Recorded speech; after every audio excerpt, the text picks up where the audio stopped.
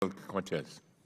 Thank you, Mr. Chairman, and thank you all as our panelists here for lending your expertise and your insight to help us better legislate, and especially thank you to Dr. Georges for, as a professor at Lehman College, for representing the Bronx so well here in this body. I have a question. I wanted to continue a little bit on my colleague from California's line of questioning about public investment in research and development. I guess you would say that this is, would it be correct, Dr. Kesselheim, to characterize the NIH money that is being used in development and research as an early investment? Yes. So the public is acting as an early investor in the production of these drugs. Is the public receiving any sort of direct return on that investment from the highly profitable drugs that are developed from that research? No, in most cases, there isn't. When those products are eventually handed off to a for-profit company, there aren't licensing deals that bring money back into the coffers of the NIH. That usually doesn't happen. So the public is acting as an early investor, putting tons of money in the development of drugs that then become privatized, and then they receive no return on the investment that they have made. Right. Dr. Anderson, I have a question. Since you study comparative insurance systems, are there models where the public does receive returns on investments in other insurance models across the world? There are a few, but they're relatively uncommon. Mm-hmm. And how does that tend to work?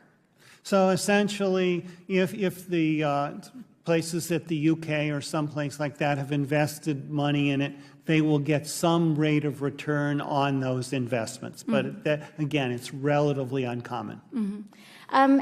I also have one question for Dr. Georges, and please stop me if I'm going out of the scope of your expertise. As a nurse, in your experience as a nurse, do you have knowledge of the VA? Like in general knowledge of the VA and how the VA works? Some knowledge. And in your experience, is the VA as a public-owned and operated operation, rather, are the drug prices in the VA lower or higher or the same? Well, that I as what we see speak in to. I don't have that kind So- of knowledge. They tend to be much lower So than in other places in the So they tend about 31% lower than what Medicare pays. So the VA tends to be lower. And can you explain why, anyone on the panel, why that is? So, well, in part because the VA gets some automatic statutory rebates based on the drugs that it buys, but also because the VA negotiates on behalf of all of the members of the VA and is able to use its marketing power to try to negotiate that. And also because it takes a very thoughtful approach to developing its formulary and can use inclusion on its formulary as another way of trying to negotiate a fair price for the product. So you would say, and am I correct in saying that the VA is using collective bargaining power in the market to lower the price of drugs as a counter to some of the for-profit or profit motive pressures, upward pressures on the cost of pharmaceuticals? Right. Yes. Okay, great. And I guess one last question in my remaining time. If you all could ask us, to act as members of Congress and do one thing, one action, what would that action be? So I think, for me, it's external reference prices. And that's something that President Trump has proposed in Medicare Part B, to pay 126% of what the other countries do. I'm not sure I would agree with the countries that he chose, but essentially to pay 123%. If right now in the Medicare Part D, which is most of the money, we pay about 3 to 4 times what other countries pay for the same drugs. I don't think we can bring it down to what they pay or 126% of it, but we could bring it down a lot. I tend to think external reference pricing is not a good idea, and I think that what we should do is actually get our own house in order and negotiate and try to evaluate the value and comparative and cost effectiveness of drugs better in the U.S. and try to determine what the right price is for U.S. patients rather than relying on what the prices are in other countries. But if I could say one thing that we could do, I think it would be to, again, try to develop a system where the government could try to identify what the fair price is for a drug and what are reasonable prices for the drug based on the value that the drug provides to patients, and then use that to negotiate with the pharmaceutical manufacturer to try to get a more effective price that we provide.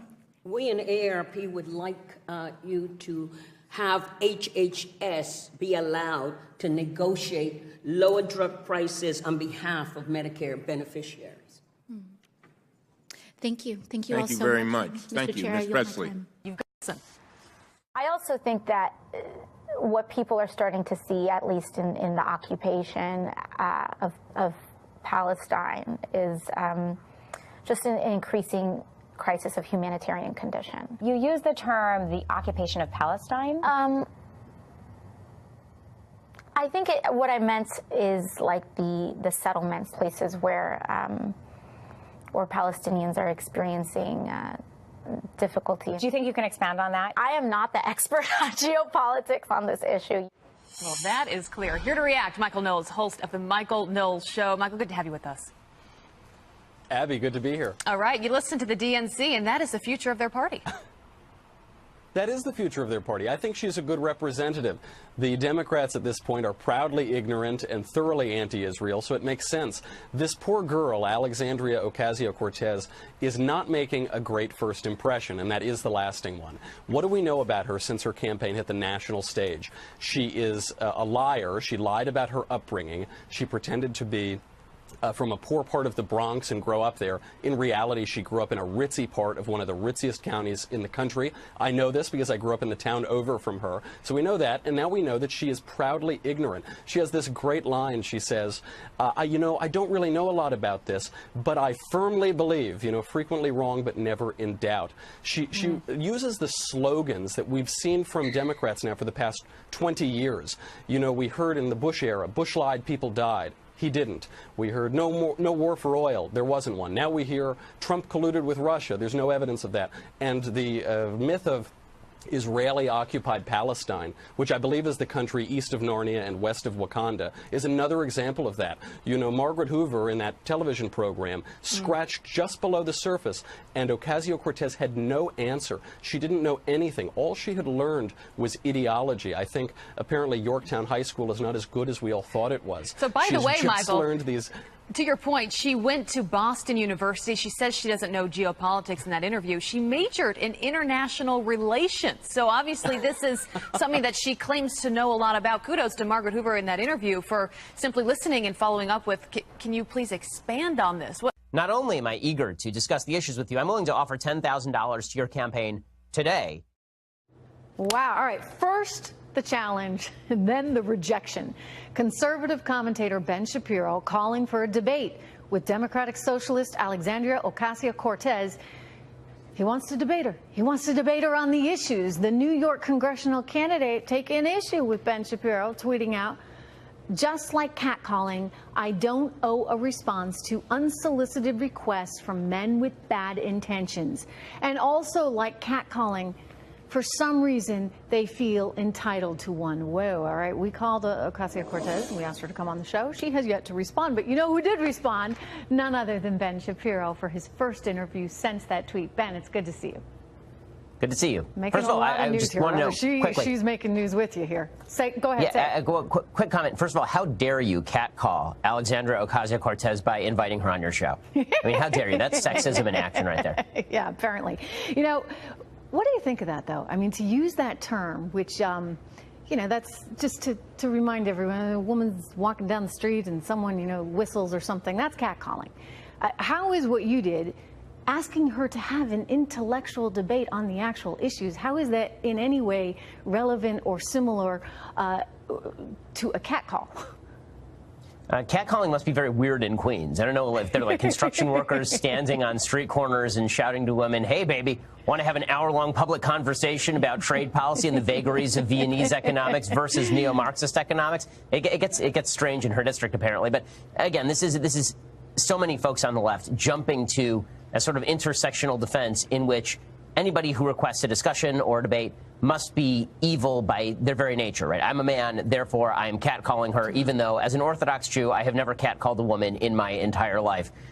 It's catcalling because I guess if I suggest that I want to have a conversation, I'm demanding a response. Well, every request is a request. All she had to say here was, nah, that would have been fine. I mean, she's got that prerogative, but she goes around talking about how... I mean, that's part of our platform, absolutely, right? Everybody's a victim, and you know, we need to take as much money as we can from everybody else to redistribute it. That's what socialism is about. So is she just playing that victim card? No question. And the fact that she feels the necessity to go to this particular card, right, to play the I'm a female and therefore I'm being victimized, this is like catcalling. The fact she goes there instead of just saying, you know what, I'm not interested in debate, the reason she didn't say the latter is because she didn't want to look like she was afraid. And she's been going around on the internet suggesting that people like Ali Stuckey are afraid of her when they make satire about her, or that people on the right are deeply afraid of her perspective.